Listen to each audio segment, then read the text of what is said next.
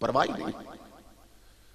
तो ये दोहरी जन्नत है, खुदा का घर भी जन्नत है, उसके हबीब के जिक्र की मजलिस भी जन्नत।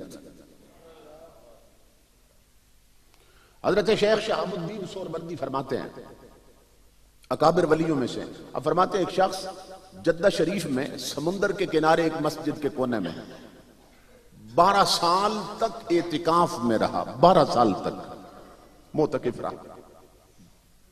वो बंदा खुद बयान करता है कि मैं 12 साल तक उस कोने में एतिकाफ में रहा और बंदगी में रहा। एक दिन मैंने देखा कुछ लोग आए और मस्जिद के, उसी मस्जिद के दूसरे कोने में उन्होंने जिक्र रसूल शुरू कर दिया सल्लल्लाहु अलैहि वसल्लम, जिक्र मुस्तफा शुरू कर दिया। वो कहते हैं मेरी पेशानी पे बल पड़ गए कि मैं इबादत में लगा था और मेडिटेट कर रहा था और मुस्तगरिक था, मुराकबे में था।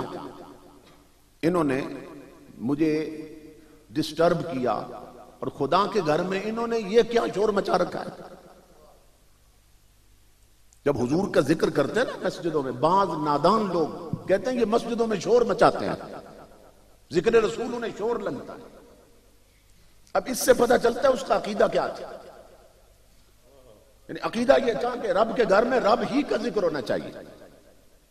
हुजूर के जिक्र को बदनसीब शोर समझता रहा।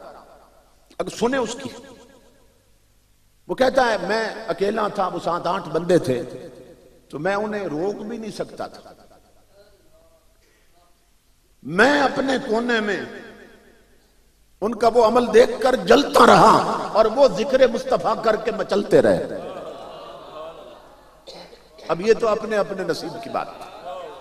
इसी जिक्र से कोई जल जाता है, कोई मचल जाता है, ये तो नसीब की बात है।